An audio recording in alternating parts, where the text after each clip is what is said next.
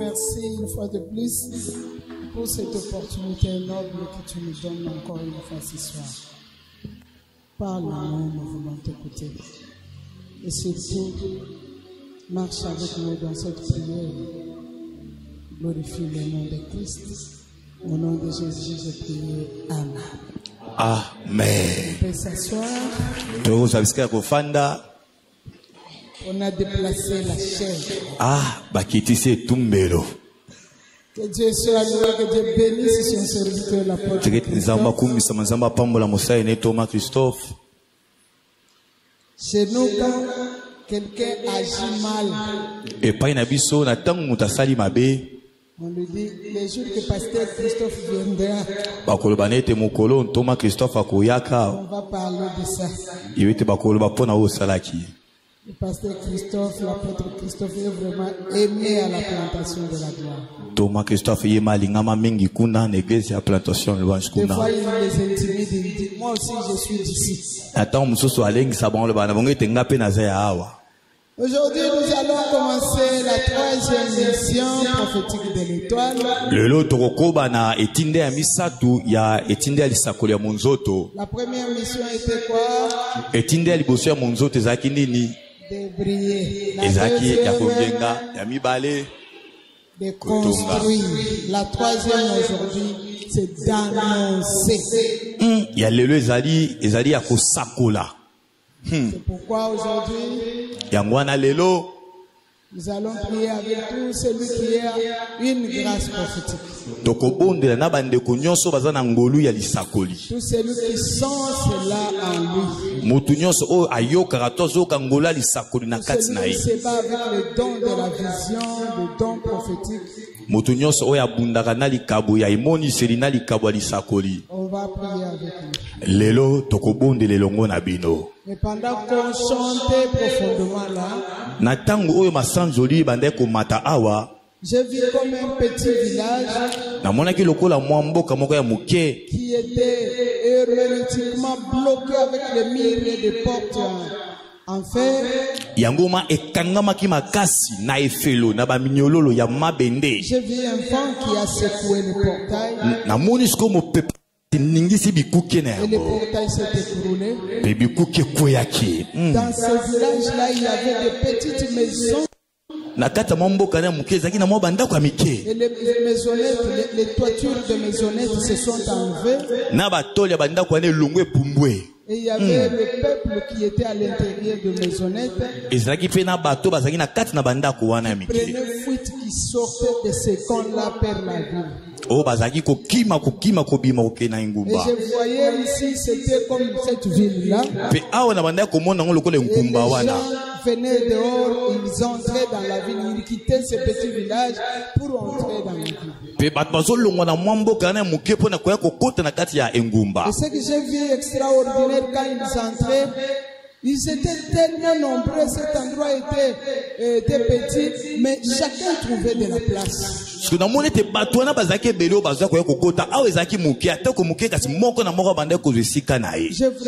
observé.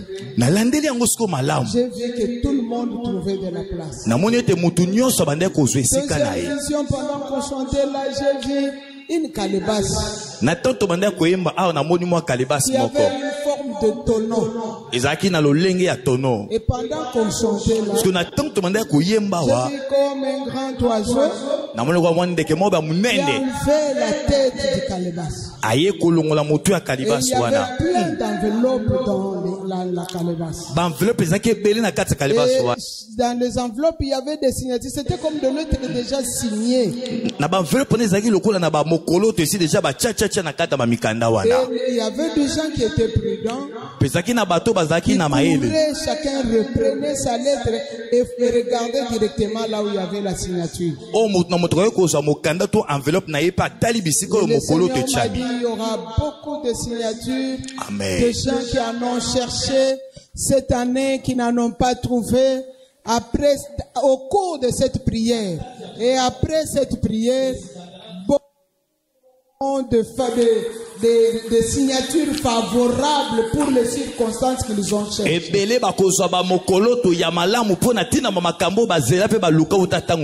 beaucoup de barrières vont tomber pour que le peuple passe à une autre étape. Et le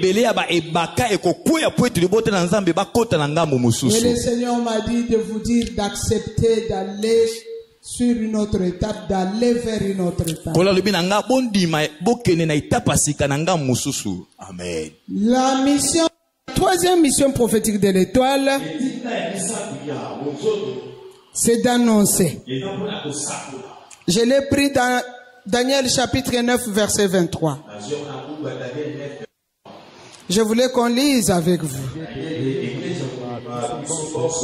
On va lire seulement le seul verset là. On a beaucoup de choses à se dire aujourd'hui. Lorsqu'on a commencé à prier, la parole est sortie. Je viens pour te l'annoncer. Car tu es un bien-aimé. Sois attentif à la parole et comprends la vision. Sois attentif à la parole et comprends la vision. Je vais encore ajouter ce que le Saint-Esprit me dit. Un grand changement s'annonce. Un grand changement s'annonce. Pendant que je lisais la parole, je vois comme un banderole. Et on a écrit sur le banderole changement de vie. La vie de quelqu'un va changer. Quelqu'un va témoigner les dieux de Meira sur cette chaîne. Suivons ce que nous disons. Je vais aller rapide pour laisser la place à la prière. Une étoile, la mission prophétique, qui a pour mission d'annoncer,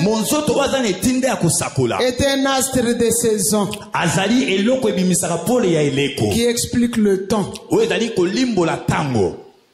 Merci Saint-Esprit. Le Saint-Esprit venait de me dire les choses vont changer. Donc je suis venu annoncer le temps de changement. Je veux que tu prennes cela par la foi. Moi aussi je suis une étoile à mission ici, n'est-ce pas? Je suis venu annoncer le temps de changement. Qu'est-ce que l'étoile annonce? Parce qu'on dit qu'il est un astre de saison qui explique le temps. Il explique premier tiré qui attend pour labourer. La prière que nous faisons, nous sommes en train de labourer. Nous allons déraciner. Nous sommes là pour déraciner les mauvaises herbes, brûler les racines amères. Nous sommes là pour donner l'espoir aux générations. Si nous avons trouvé les racines amères, ceux qui viennent après nous ne trouveront pas les racines amères. Parce que nous sommes là pour le déraciner.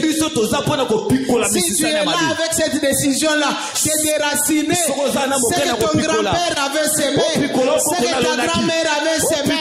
Dis amen, tes militaires.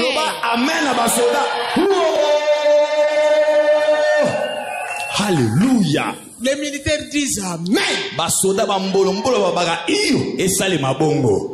Nous annonçons le temps d'élaborer. Pendant que nous prions pendant ces 40 jours, nous allons déraciner les racines amères. Je dis à quelqu'un que ta famille ne restera pas comme ça. Je dis à quelqu'un que tes descendants ne resteront pas comme ça. Je dis à quelqu'un que ce que toi tu as vécu, ceux qui viennent derrière toi ne le vivront pas. Laisse-moi te dire que que toi tu as souffert. Pour que ceux qui viennent après toi passent facilement. Alléluia. Mon conseil ce soir, laboure bien.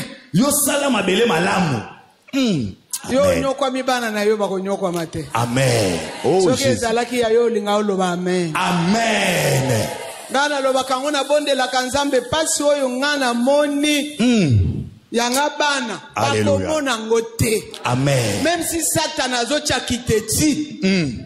Alléluia. Yanga bana bakomona pasi oyo ngana monate. Amen. Komi si senyo so bololo ngana sala nini? Pikola yango. Déclare avec moi na solo la misisa bololo. Na solo la misisa bololo. E uti wapi loba tozo sambe.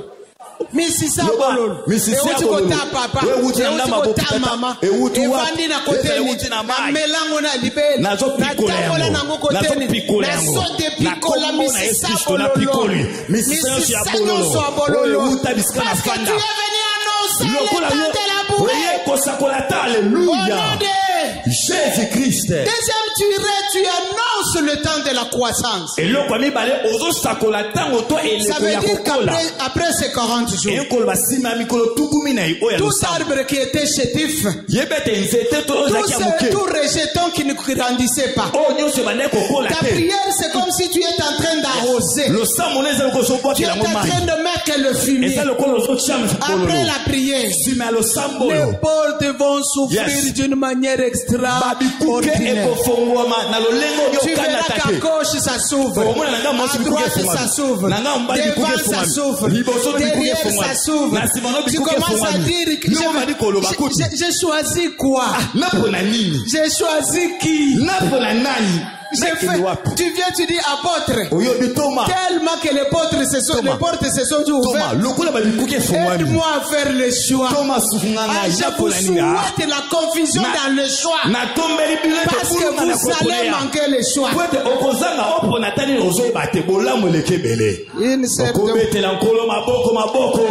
Gloire à Jésus. Alléluia.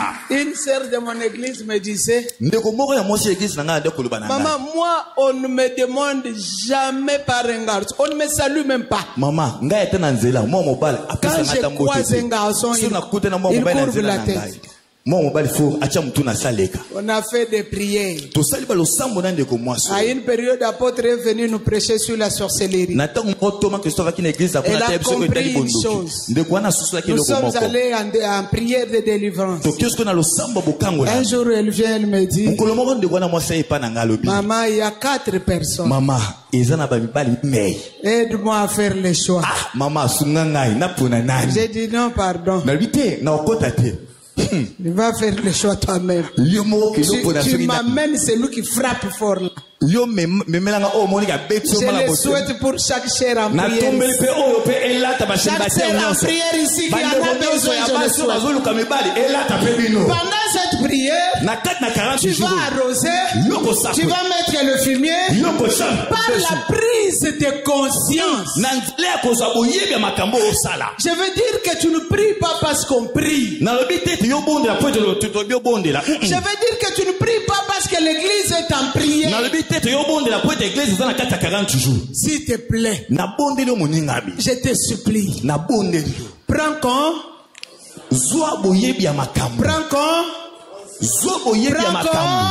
Conscience. Est-ce que mon problème est ton problème? Nous allons prier de la même manière. Ce que je vois, c'est ce que tu vois. Est-ce que nous avons le même combat? Pour que ça croisse, pour qu'il y ait croissance, pour qu'il y ait la solution équitable, la prise de conscience s'impose. Na église na biso tozana prière tokende kaka encore soki apôtre amoni yo te akobenga. Soki mama filo amoni yo te akobenga. Soki frère Michel amoni te akobenga. Ozokende kobondela mpona frère Michel mama filo. Tu n'as pas une prise de de conscience. Prends conscience de ton combat. Prends conscience de tes difficultés. Prends conscience de ce que tu vois. Prends conscience de comment tu luttes. Prends conscience. Et quand Dieu verra cela, il y aura une croissance. Il y aura une solution. Est-ce que quelqu'un peut dire Amen? Mais toi, la mission prophétique vient annoncer le temps de la récolte. S'il y a un temps de labourer, s'il y a un temps de la croissance, il y aura certainement aussi le temps de la récolte. Là, moi, je déclare, pendant cette période que je suis venu, au milieu de la décennie, j'annonce la récolte. Une forte récolte. Une récolte que le temps ne peut pas empêcher. Que la tempête ne peut pas arrêter. Je dis à chaque personne, récolte là où tu as eu la sueur. Récolte là où tu as semé. Récolte dans tout ce que tu as fait. Récolte dans l'œuvre que tu fais pour Dieu. Récolte dans toute douleur que tu as dans le chemin de Dieu. Deuxièmement, une étoile à mission prophétique est un œil d'avenir. Il est un œil d'avenir. Il voit au-delà de temps avec une vision de l'aigle. Je parle de la mission prophétique. Pendant que les autres ne voient rien, hier on a parlé de l'architecte. Mais aujourd'hui je parle de l'œil de l'avenir. Et je conseille quelqu'un, ne regarde pas ce que tu es aujourd'hui. Alléluia. Amen. Ne regarde pas ce que tu es aujourd'hui. Et la vision de l'aigle. Et la vision de l'aigle. Est-ce que je suis en train de parler à quelqu'un de Mera ici? Et la vision de... Et la vision de... Si ça n'a pas marché aujourd'hui, ça va toujours marcher. Vois au-delà du mur. Nous sommes en train de regarder ici. Mais en dehors là, nous voyons des instruments et on s'arrête ici. Mais en dehors du mur, il y a des voitures qui passent, il y a des temps qui marchent. Papa, je te parle, papa au milieu. Je suis en train de te parler. En dehors de ce mur ici, il y a des voitures qui passent. Il y a des gens qui passent. Mais nous voyons le mur. Nous ne le voyons pas. Ça ne veut pas dire que là où notre vision se limite, c'est là où la vie se limite. En dehors de notre vision, il y a une vie. Dieu me dit, en dehors de ta souffrance, de ton combat, il y a une vie. Voilà pourquoi on ne sait pas pour te tuer. Mais Dieu me dit que tu ne vas pas mourir. Bats-toi pour aller en dehors du mur. Parce qu'en dehors de ton mur, il y a une vie derrière. Dieu me montre un cercueil qui brille. C'était toi qui devais entrer dans le cercueil. Tu as dit que le cercueil est brûlé. Et ta vie en dehors du cercueil, c'est une meilleure vie. Alléluia. Gloire à Jésus, alléluia. Bien-aimé dans le Seigneur, je disais donc la vision de l'aigle. Vois au-delà. Vois au-delà.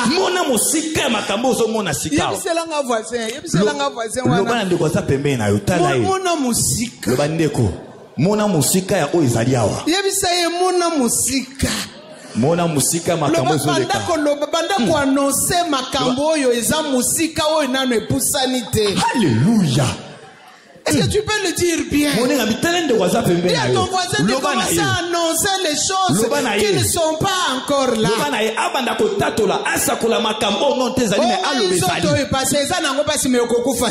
Parce que makambo il faut osala nano osali angote. Ongai docteur alobi motema, docteur alobi motema ekoboma batu nyonso, mais yo motema wana ekoboma yote. Parce que nano makambo eza sima ya miru wana nano osali angote. Alobi na komi na suka, okomi na suka, mais okosuka te. Parce que makambo eza nano sima miru nano osali yango te. Mutu moko asuke awa te. Je prophétise, je dis mutu moko asuke awa te. Avec cette prière, annonce les choses qui sont au-delà de mire. Et la vision de l'aigle déclare de grandes choses. Moi, je deviendrai grand. Moi, je ferai de grandes choses. Moi, je ferai ceci, cela. Moi, je régirai là-bas, là-bas. Moi. Je le ferai avec Dieu. Parce que j'ai la mission prophétique de faire quoi? D'annoncer. Alléluia. Okobetela nkolo maboko pour ton etinda osapula makambu. Gloire à Jésus. Il y avait un temps, je partais aux ambassades. On ne me donnait pas le visa. Quand je rentre, si mes enfants et mon mari me posent la question, je montre les papiers verts. Mais je leur dis, ils jouent. Parce qu'ils ne connaissent pas ma mission. Ma mission est d'aller annoncer à ces gens-là la bonne nouvelle. Un jour, le Seigneur me dit, toi-même tu te bloques. Parle.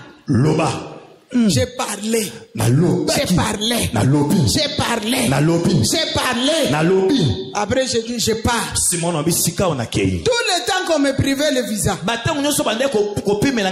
de l'argent consistant dans les comptes. Le jour que j'ai déclaré, j'ai annoncé, je pars, je n'avais pas d'argent. 2 jours à Schengen ici, là où on me privait depuis 2013. On m'appelle madame, viens. J'ai dit à mon mari, je vais récupérer encore les refus. 2 jours. À ce moment-là, on attendait même un mois. On me donne le passeport, je regarde. On m'a donné le visa. Moi-même, je pose la question, qu'est-ce qui s'est passé cette fois-ci? J'ai bloqué ça dans ma bouche. Tu es là avec une mission prophétique Depuis le lundi, je vous ai dit que vous, tout ce que vous allez faire dans cette prière de 40 jours, c'est prophétique.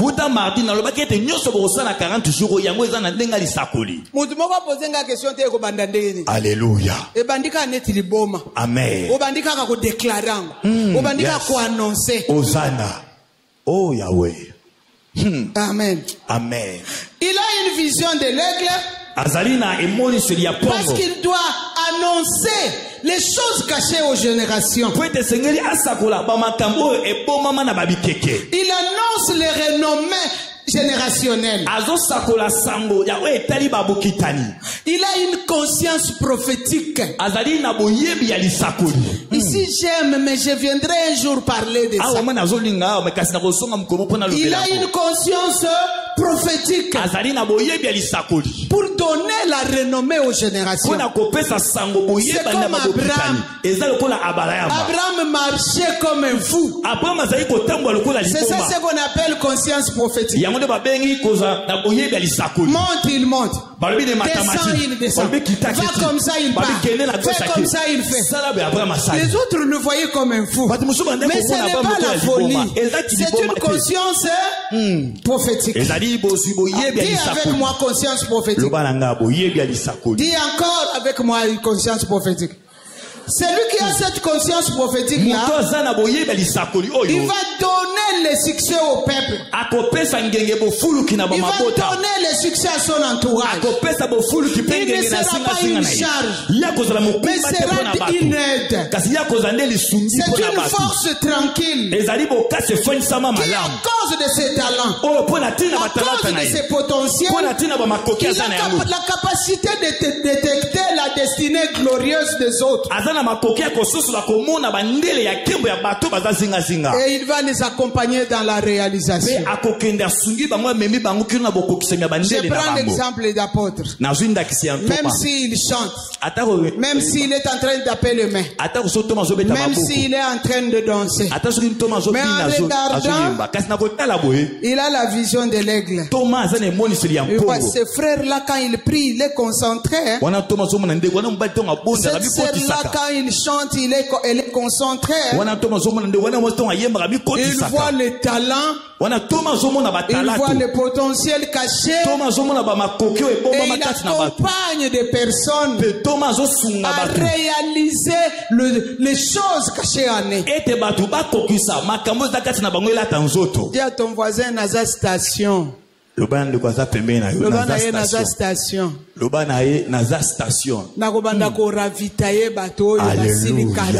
Amen. Même dans l'église. Amen. Amen.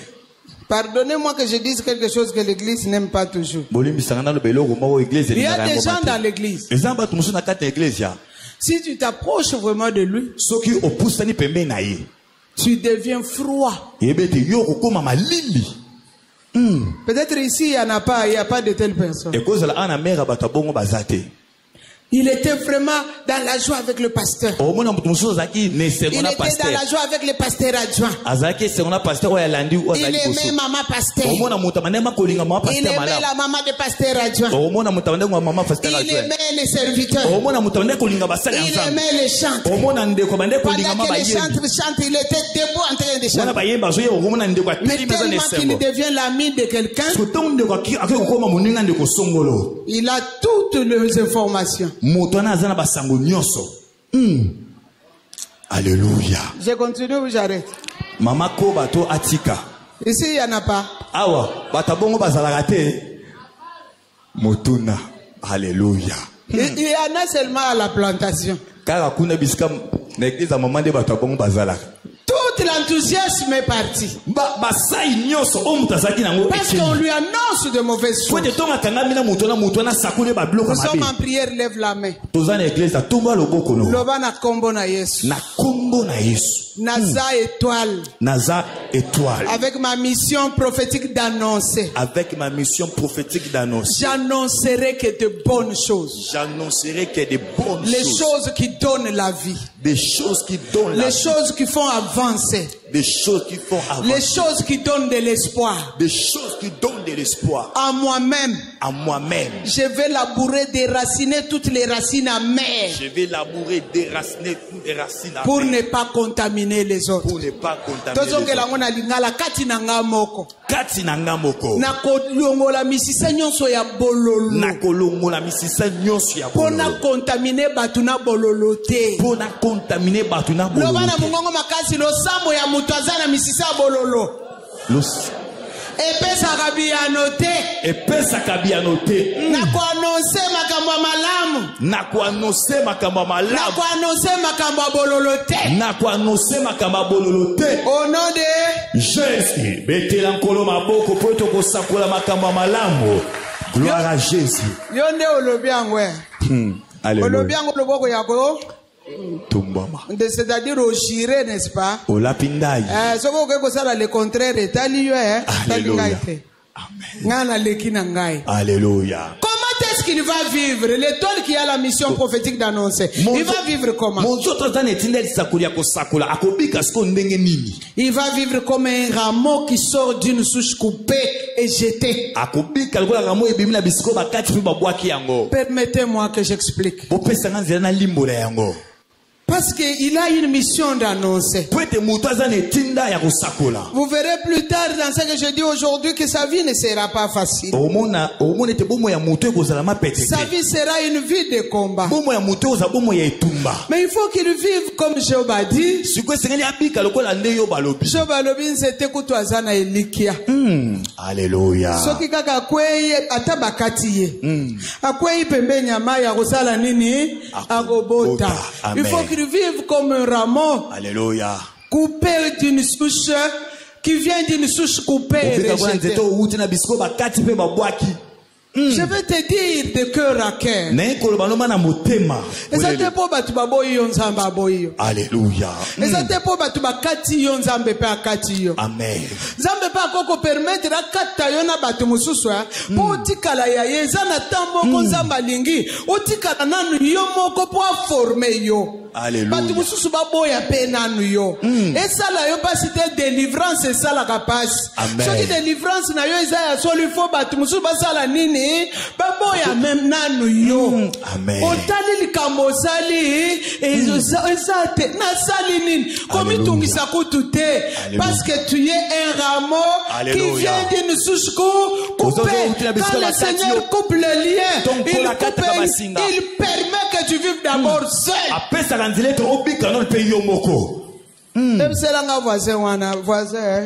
Alléluia. Na prière il y a 40 jours. Voisin, na prière à 40 jours. Ndima uzala nanu yomoko. Ndima nanu oza non pe yomoko. Parce que soko ozana batu. Pour de choses zaka na batu. Zamba kolobela yote. Zamba kolobela yote. Soko ozana batu bako distraire yo. Ozana batu bako distraire yo. Zala ramo bakata o yakobota na maboko ya Nzambe. Nazolo bana mutu moko kokota na maboko ya Nzambe. Amen. Kokata ya bato eza kokata ya Nzambe te. Amen. Okobota na maboko ya Nzambe. Amen. Bakokamwa makamu Nzambe akosala. Bakomona ndenge Nzambe azofulukisa yo. Bakomona Nzambe azopesa misisa ya sika. Oyo eza misisa ya bololo te. Amen. Parce que tout le longoli bololo nyonso. Amen. Misisa ikozala ya sika. Abantu koloba akomi boyene et puis jeune comme ça abatu kitoko bo remarka kape. Alléluia. Yemsa voisin okomona ndenge na okoma kitoko ko. Le banda ozapeme okomona ndenge na kongenga na okoma so kitoko. Okola buzana jeune bino moko okende otanga Isaïe 61 verset 20. 60 verset 21. Amen. Je déclare sur quelqu'un. Même si tu es une souche coupée, sache qu'il y a la vie en toi. Sache qu'il y a une vie qui renaît en toi. Le Seigneur me montre une dame. On est en train de déraciner un bois mort dans son ventre.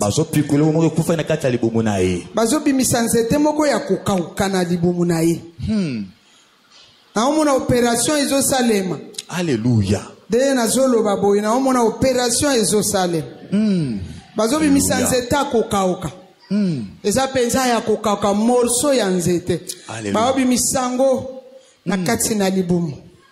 Zamba yemsinga ebimi. Amen. Amen. Zamba lobi église andima amen ebimi. Amen. Alléluia. Zamba lobi ebimi. Amen. Ebimi. Alléluia. Amen. Comment il doit vivre? C'était toi la mission d'annoncer. Elle doit vivre comme une branche fertile. Je ne vais pas trop faire de commentaires. Tu vas vivre comme une branche fertile. Elle doit vivre comme un arbre sec qui reverdit. Pendant ces 40 jours, tu vas reverdir. Alléluia. Omani soki to uti na elanga tokomi na mbula. Omani ndenge sala kana nzete. Alléluia. C'est ça la situation prophétique de ta vie. C'est ça ba makasa nyonso ekauka kina elanga, n'est-ce pas? Siko mbule ya eye. C'est ça la situation prophétique en tant qu'étoile qui annonce. Alléluia. Tu annonces la fertilité. Tu annonces la verdure. Tu annonces la vie. Tu reprends la vigueur de la verdure.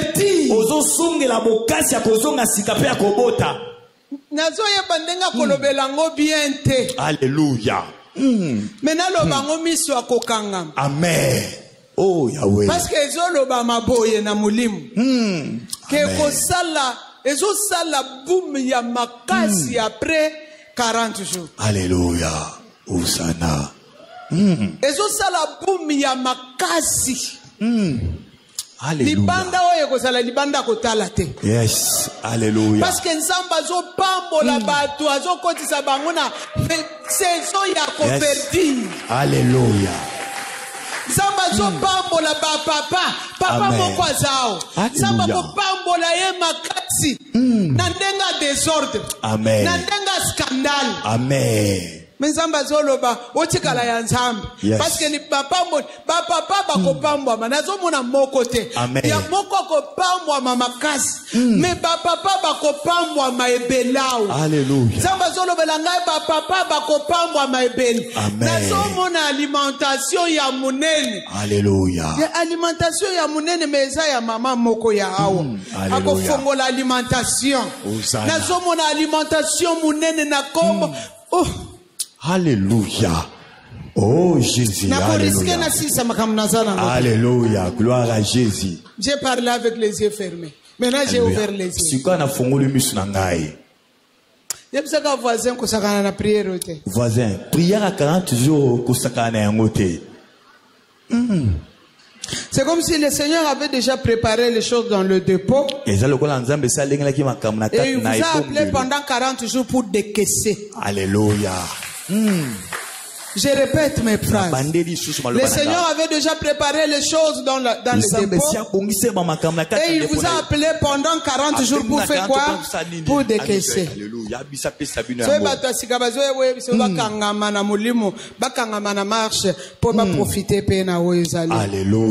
Troisièmement, l'étoile à mission prophétique qui a troisième mission d'annoncer. Il a des défis. Il a des challenges. Il a beaucoup de défis. Il a beaucoup de challenges. J'insiste, il a beaucoup de défis. Il a beaucoup de challenges.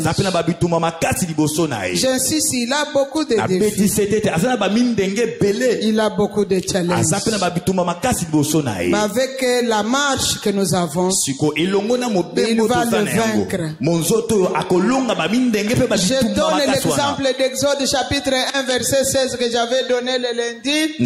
Exode 1 verset 16 on appelle ça la naissance de mardi, plutôt la naissance de Moïse. Parce qu'il vient avec une mission prophétique d'annoncer la liberté.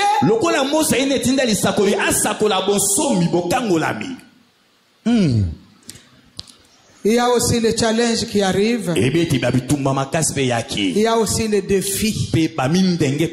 Tuer tous les garçons. Tu sais pourquoi tu es combattu? Parce que tu as une mission prophétique d'annoncer la liberté. Et à cause de toi, ta famille sera libre.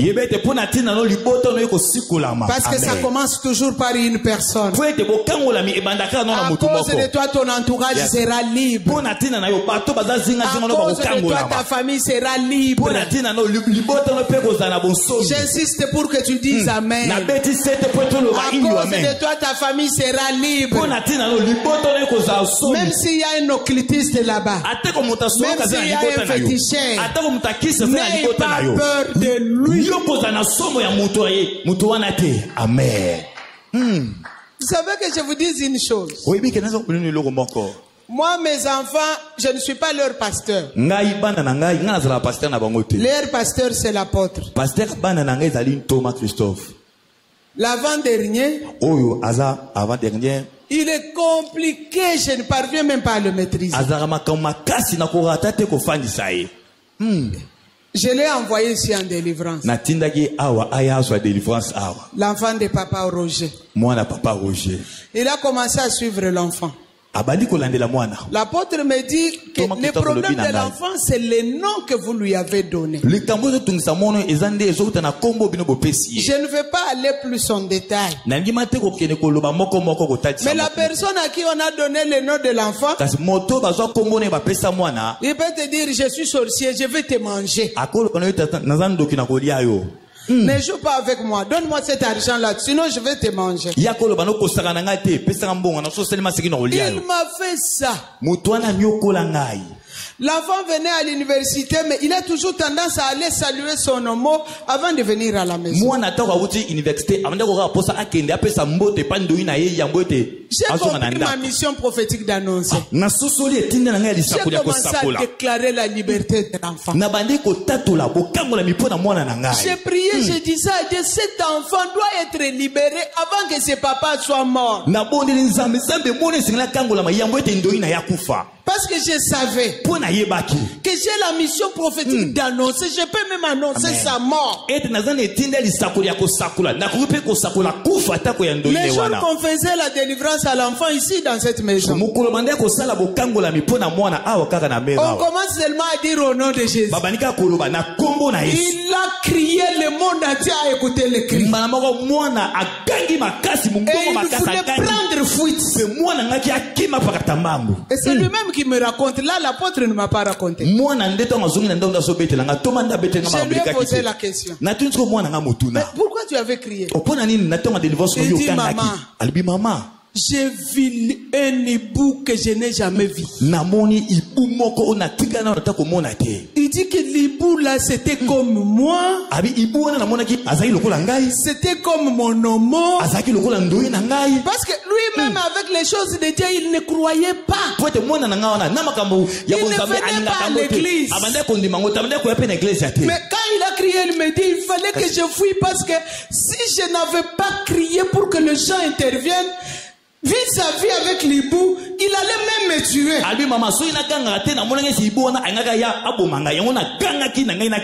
Qui veut connaître la suite?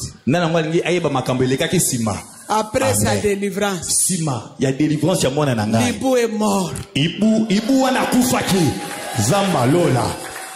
Alléluia. Tu as le pouvoir d'annoncer. Parce que tu as ce pouvoir-là. Tu auras des challenges. Tu auras des défis. Que cela ne te fasse pas peur. Si tu as une étoile vraiment appelée pour annoncer la liberté, le combat sera ta vie. Et tu seras toujours vainqueur. Okolonga kakaka. Okolonga na butu. Okolonga na tongo. Okolonga na midi. Okolonga na musala. Okolonga na libota. Okolonga kakaka ndima mene okolonga. Gloire à Jésus. Mutu abangisa yote. Amen. Atazo bangisa oyebisengana zamo molongi. Nazali molongi. Okoko bunda lelo longi te yeba lobi okolonga doublement. Amen. Koki mabango te. La deuxième chose ici dans cette idée. Il est là pour annoncer, malgré les défis et les challenges, dès qu'il vient pour annoncer la fin de la malédiction, comme je l'ai dit hier, pour annoncer la possession de l'héritage. L'ennemi s'élève pour le combattre. Je vous donne l'exemple d'Israël. Israël vient dans la vallée pour passer chez Balak, aller dans la terre promise. Nombre combien? Nombre entier. Nombre entier parle de ça. Au chapitre 2 de Nombre, Dieu leur dit, mettez-vous sous forme de la croix. J'ai déjà prêché ça ici. Au chapitre 24, verset 17, on appelle un devin Balaam. Viens maudire pour moi Israël. J'annonce ici, celui qui te maudira se maudira lui-même. Toute langue qui s'élèvera en justice contre toi sera condamné. Tout celui qui complote contre toi tombera dans ses propres pièges. Et toute arme forgée contre toi sera nulle et sans effet.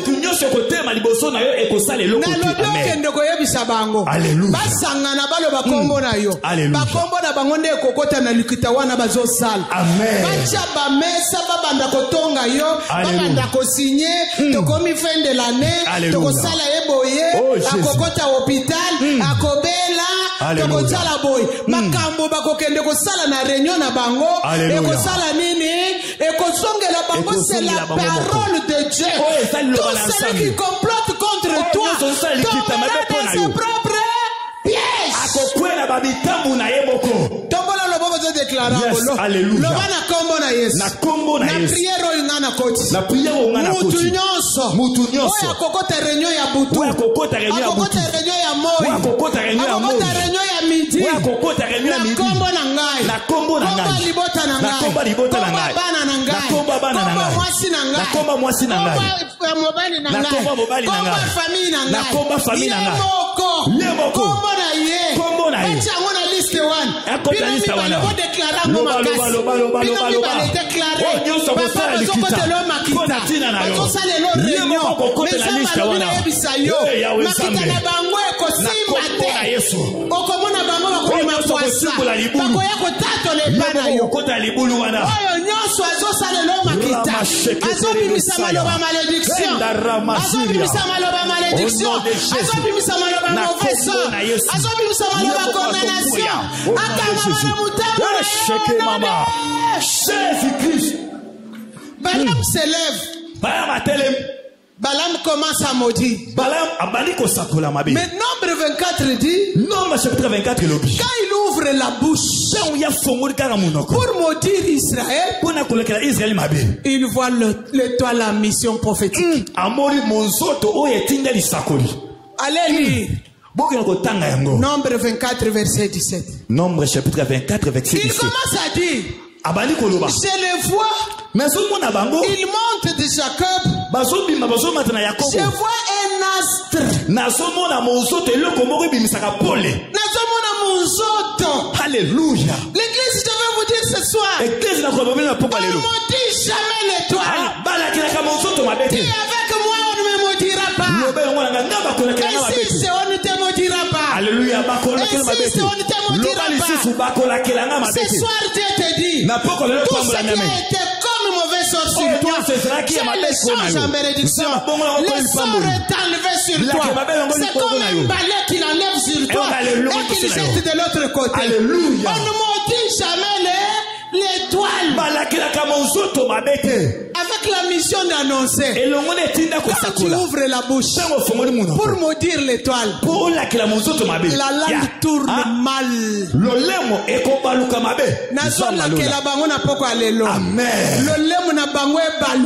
Alléluia.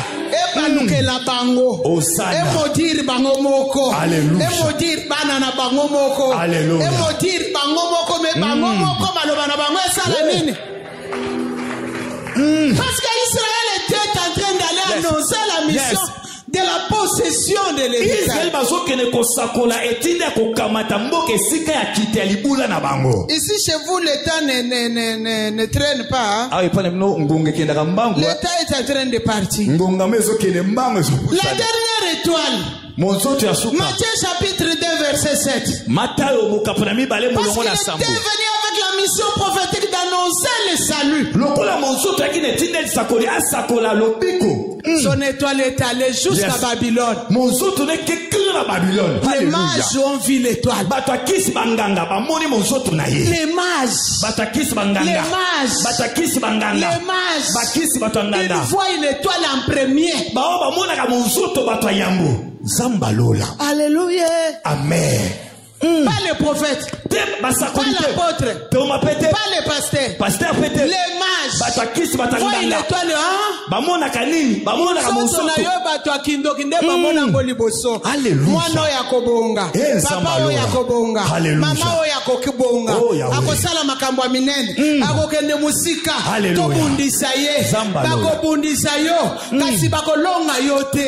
parce que tu es une étoile en mission d'annoncer le salut, d'annoncer la liberté, d'annoncer la paix, d'annoncer la fin de l'esclavagisme de ta famille. Qu'il voie ton étoile, qu'il s'élève pour combattre, mais Dieu va le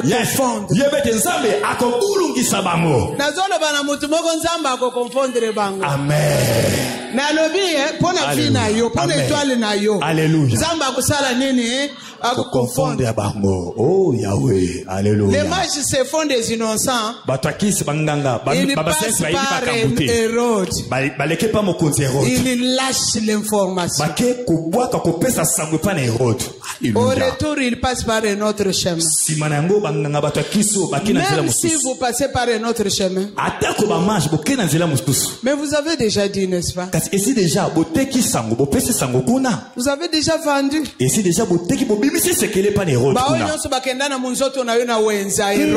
Alléluia. Alors, et pas de binotan, ils ont oumelate. Oh, Yahweh. Surtout. Il y a libota na yo. Ya quartier na yo.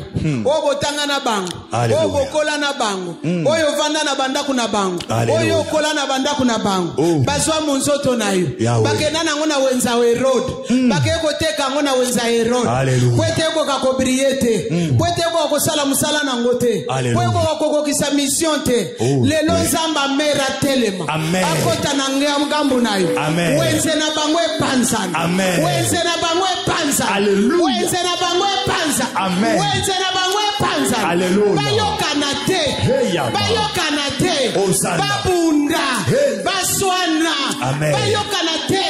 Basala na kimyete. Baonyo so wasimba munzoto na yo. Munzoto alimota na yo. Baonyo so wasimba munzoto na yo. Bayo kanate. Bayo kanate. Bayo kanate.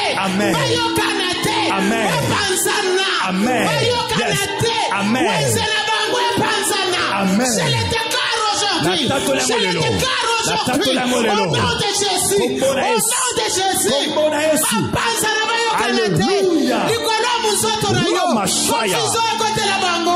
Bapanza na bayo kanate. Lobana ngai bapanza na. Bapanza na. Jésus. Alléluia. Nazolinga tokende na kobonde. Nini yoko sala? Qu'est-ce que toi tu dois faire? Nini yoko sala? La première chose, dans cette prière de 40 jours, il nous reste une seule mission que je vais donner le dimanche. J'ai parlé de la mission de prier, de la mission de construire. Aujourd'hui, j'ai parlé de la mission d'annoncer. Bien que j'ai condensé les choses à cause du temps. Alléluia. Ma conclusion aujourd'hui. Pour que les gens qui menacent ton étoile, les Balaam, les Hérode, les Pharaons, qui oublient que toi tu as déjà déraciné ou tu es en train de déraciner. Tu sors d'une souche coupée et tu es reverdi.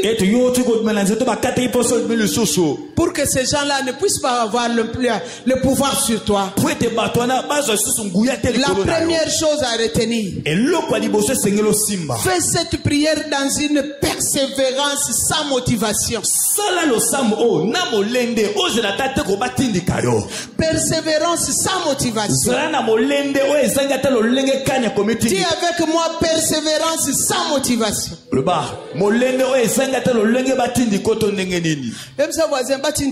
Alléluia.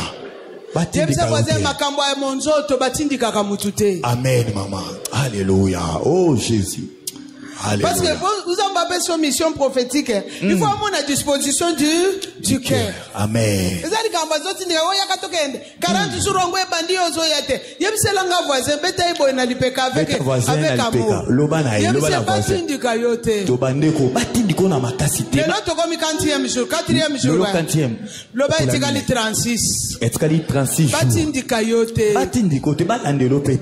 Batindika yote. Yeba wenze kuna ezopela. Kasi yo zala na persévérance batindika yote. Alléluia. Amen. La deuxième chose. Pendant ces 40 jours. Il faut avoir la détermination sans être forcé. Si on dit il faut gêner. Gêne. Si on dit levez-vous. Lève-toi. Si on dit tape le main. Tape les mains. Les mains sont des armes. Si on dit chante. Une détermination parce qu'il y a des choses qui arrivent, des choses terribles. Dis à ton voisin, mon voisin. Na 40 jours. Nikolo munzoto na yo. Po elongwa na wenze.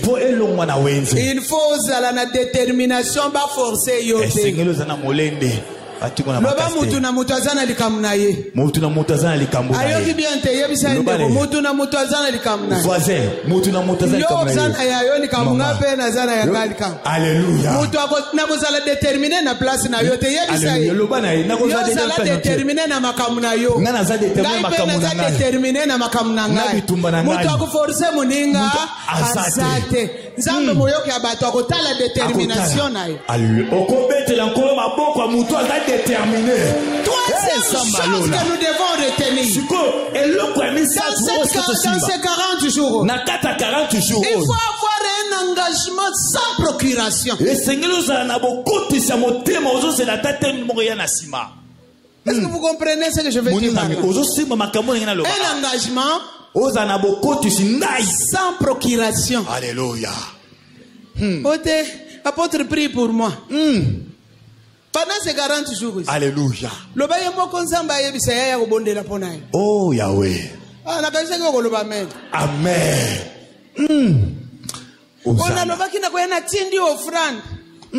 Procuration. Alléluia. Alléluia. J'ai posé la question et répondez-moi. Alléluia. Azana besoin na ngai. Natindika offrande papa na moni kaka natinde offrande ngana za occupé. Alléluia. Makambo ya occupation ezate.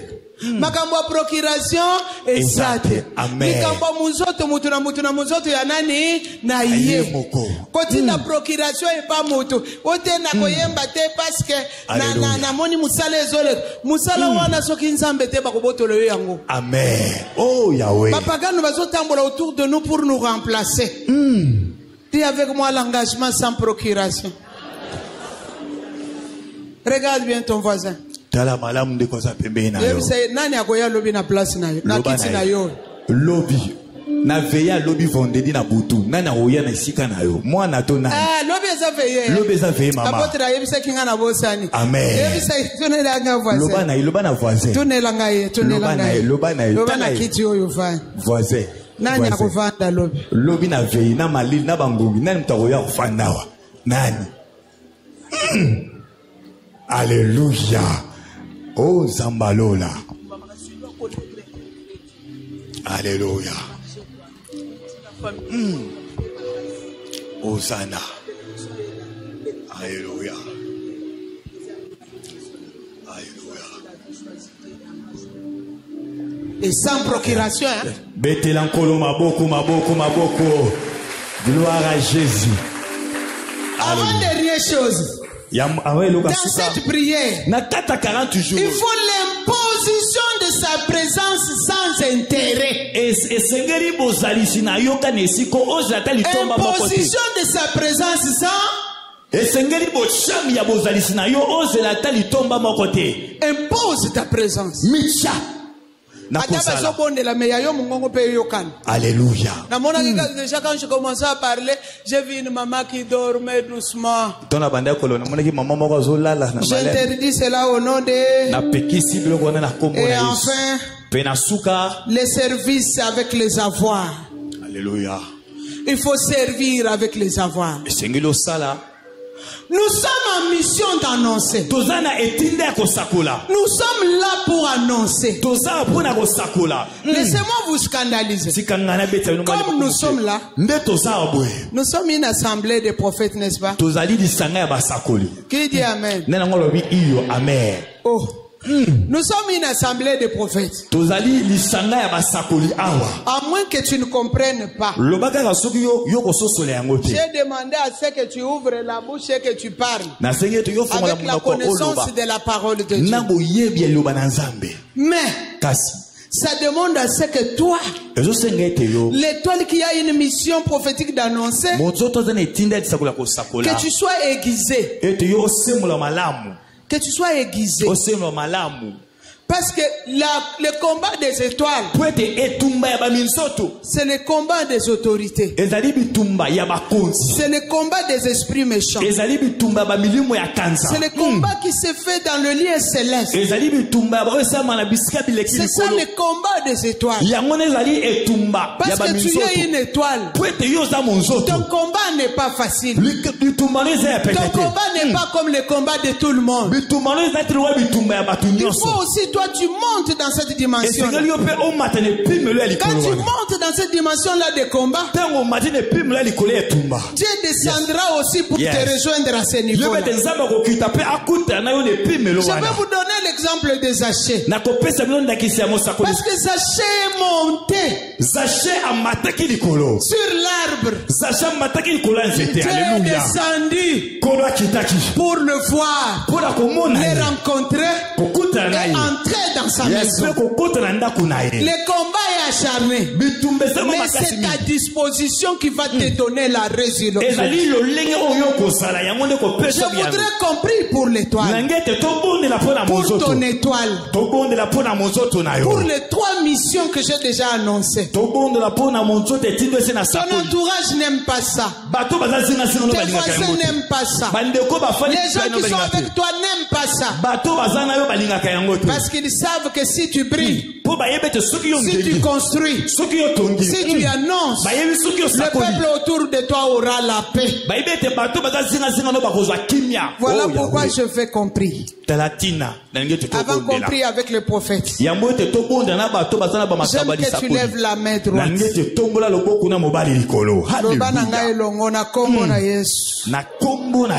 Na sosoli na poko alelo. Ke naza lokola minzoto nyonso te. Naza monzoto oyo babundisaka. Likolo ya mission. Oyo naza nango. Mission misatu naza nango. Yango na tomboli loboko. Nazo déclarer. Oyo nyonso. Atelemaka. Kobundisa monzoto na ngai. Akutana na yonza. Osalinga monzoto. Pona koka kongengisa. Pona koka kotonga. Pona koka koloba makambo oyo bikeke bakozwa. Kasi bato mokili balingi te. Kobanda libota na ngai. Kobanda makila na ngai. Kobanda bokoko na ngai. Balingi na bango te. Bazobundisa ngai. Bazo etufe ngai. Bazokotela ngai bamakita. Lelo. Na tomboli loboko likolo. Na kondima nyonso. Nazo déclarer. Na wenze nyonso. O bachaki étoile na ngai. O bachaki kombo na ngai. O bachaki musala na ngai. O bachaki esengo na ngai. O bachaki épanouissement na ngai. Wenze nyonso. Ya butu. Ya moi. Ya baron-point. Ya mboka na biso. Ya mutolo na ngai. Wenze nyonso. Bachaki étoile na ngai. Bazalaki kobundisa ya. Bazalaki ko marchande ya. Bazalaki ko kakola talo na. Wenze nyonso. O bachaki étoile na ngai. Lelo. Epanzana bamba. Wenzango epanzana. Wenze epanzana. Maboko panza wenze wa. Bazoka la étoile na étoile mutu bakakola kangote. Étoile mutu basimba kangote. Étoile mutu basimba kangote. Étoile mutu basimba kangote. Na kombo na Yesu. Bakosimba yangote. Bakoeshuwe. Bakopusana lisusu te. Bakosala confondu. Projango ekwei. Loba. Au nom de Jésus. Nazali kopanza. Nom de Jésus. Nom de Jésus. Oya libota na ngai. Oya ngama botata na ngai. Oya ngama bomama na ngai. Wenze nyoso. Oya bakakolaka. Oya batekaka. Étoile na ngai. Monzoto na ngai. Vie na ngai. Étoile na ngai. Santé na ngai. Finance na ngai. Avenir na ngai. Misala na ngai. Lelo. Wenze wale koya. Na panzi wenze wala. Na renverser ma mesa na bango. Au nom de Jésus. Et dans ma monnaie spirituelle. spirituel ba monnaie maléfique nyonso wezaki kosomba bombo inangai lelo na kombo na Yesu au nom de Jésus nazali kopanza nazopanza wenze wane panzana wenze wane panzana au nom de Jésus au nom de Jésus au nom de Jésus au nom de Jésus na kombo na Yesu ezala wenze ezala na mai ezala na mipepe ezala na bangomba ezala na belema ya natu lelo wenze wana nazali kopanza yango na détruire yango na renverser mesa wana au nom de Jésus au nom de Jésus au nom de Jésus nazali kokwesa bavander ezala bavander o bazaki koteka bomoi na ngai lelo na kombo na Yesu naza kodépouiller bango nazo paralyser bango nazo kwesa bango au nom de Jésus au nom de Jésus tous les marchés noirs ma marché noir nyonso oya monde des ténèbres oya bonganga oya bondoki oya bakuti lelo nazo kwesa yango au nom de Jésus au nom de Jésus au nom de Jésus au nom de Jésus bomoi na ngai lelo bimina bawenze lelo bimina bawenze au nom de Jésus étoile na ngai na bimisi yango na wenze ya aro na wenze nyonso Talabo, et la baouette à la Hérode, et la baouette Diosa, le moment où il a le Talikobima, le Talikobima, le Talikobima, le Talikobima, le Talikobima, Wenzewana, le Lona Panziamo, la Panziamo, Wenzenyoso, oh Bazaki Kotamu se toi Nangai, Bazaki Kotamu sa maele Nangai, Bazaki Kotamu sa fusion Nangai, Bazaki Kotamu sa ministère Nangai, Bazaki Kotamu sa finance Nangai, Bazaki Kotamu.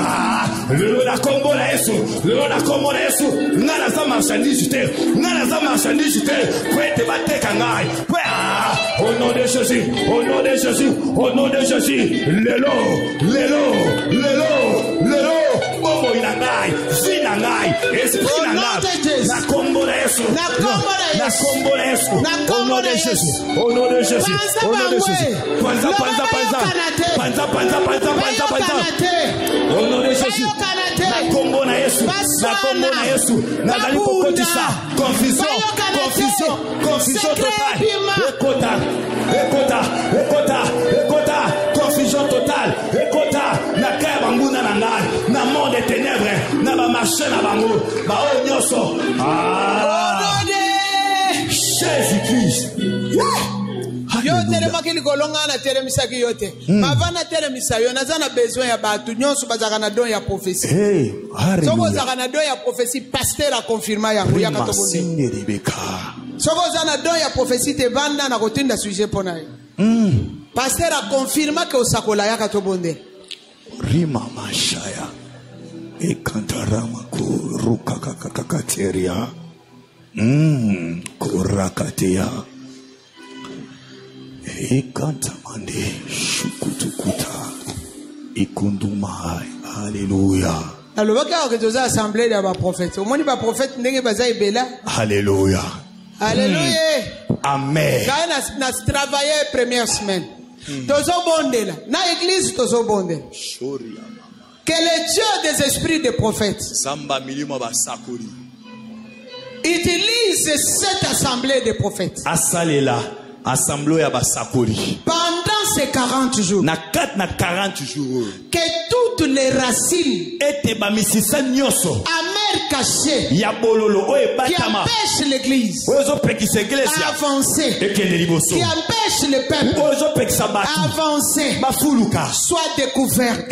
Soit révélé. Que le Dieu demeure. Se révèle. Pendant ces 40 jours.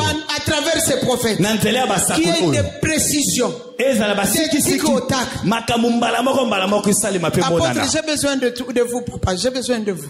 Alléluia. Que le Dieu du tic au tac. Si c'est le parler, que ça soit exact. Si c'est une vision, que ça soit exact. Si c'est un songe, que ça soit exact. L'assemblée, prions pour le prophète. La Bible dit un peuple sans révélation. Un peuple sans frère. Prions pour que Dieu utilise ses étoiles. Et que ces étoiles annoncent. Au nom de Jésus. Église tobondela tobondela. Ete nzamba sopa nguya na ye. Nzamba sopa mafuta na ye. Likolo na bandeko oyo. O Nzambe achali kabo. Yali sakoli. Nzambe a révélé bango makambo.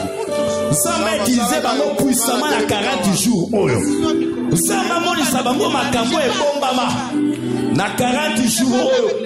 Eloko moko te bombama. Loba. Tu es un grand prophète. Il y a un peuple qui a besoin de toi. Que c'est donc. Sois une bénédiction pour ce peuple. Et que ça ne s'arrêtera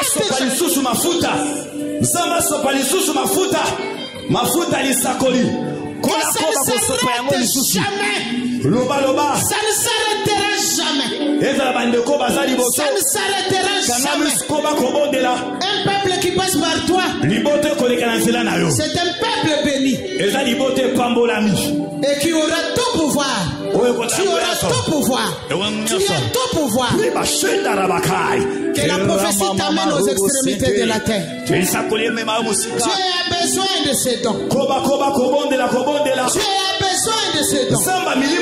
Tu es une bénédiction pour le peuple. Tu es une bénédiction pour ce peuple. Et ça ne s'arrêtera jamais. Que ça coule. Les visions, les révélations, les songes, les précisions, les paroles de connaissance.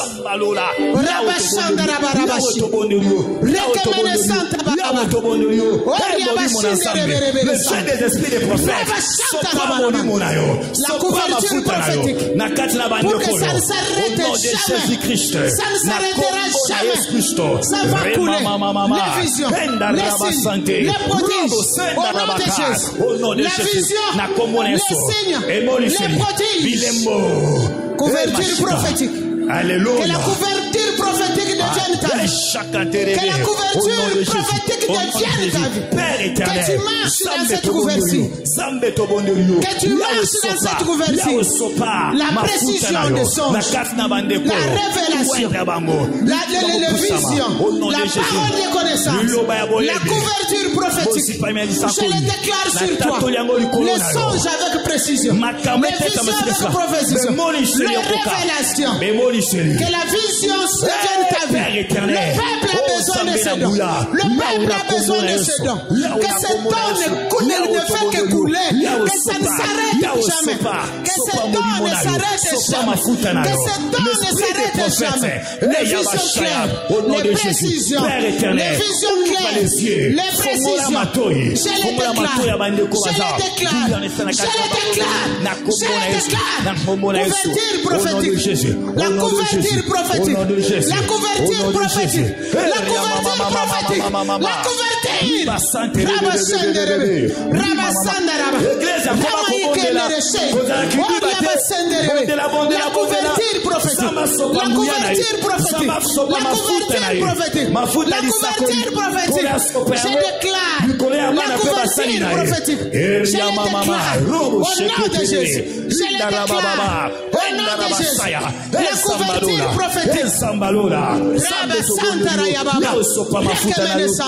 La précision, les éclaircissements, la précision, les éclaircissements, la précision, la précision, ça ne s'arrêtera pas.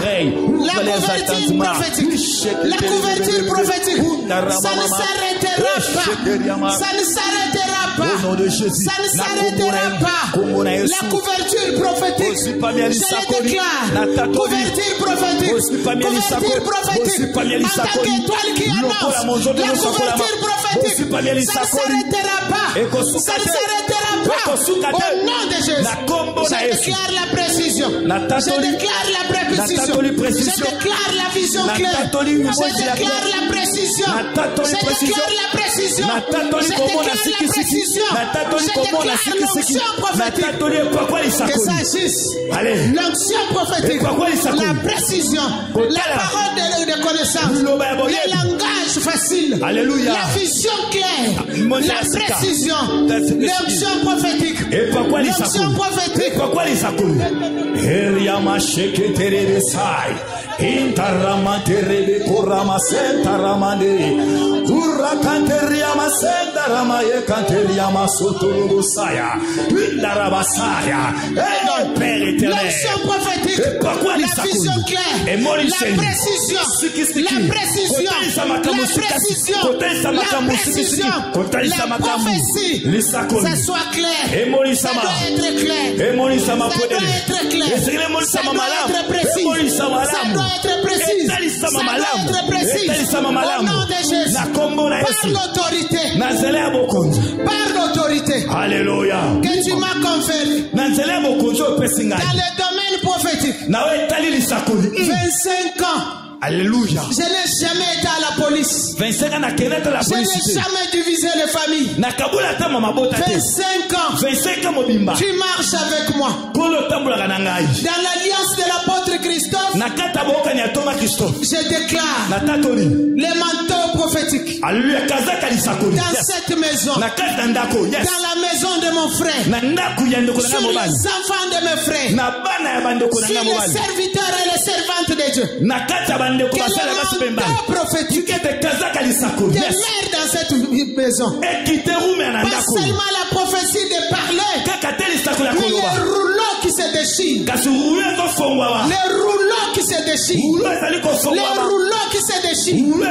Mettez les mains sur la tête. Les rouleaux qui se déchirent. Les rouleaux qui se déchirent. Les rouleaux qui se déchirent. Les yeux qui voient en profondeur. Les yeux qui voient en profondeur. Les paroles avec précision.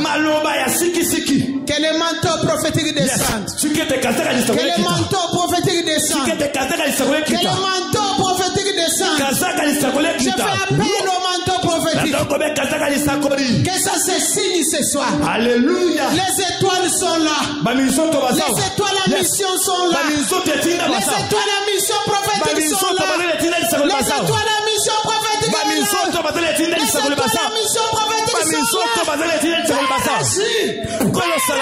Tata Sala, Tata Sala, Tata Memorisa, Tata Sala, yes, Tata Sala, la connexion prophétique, regarde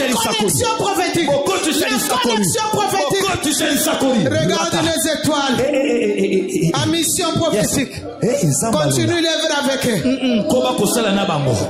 Ikandama rumomomomo sakantara kadia ikekeya radikam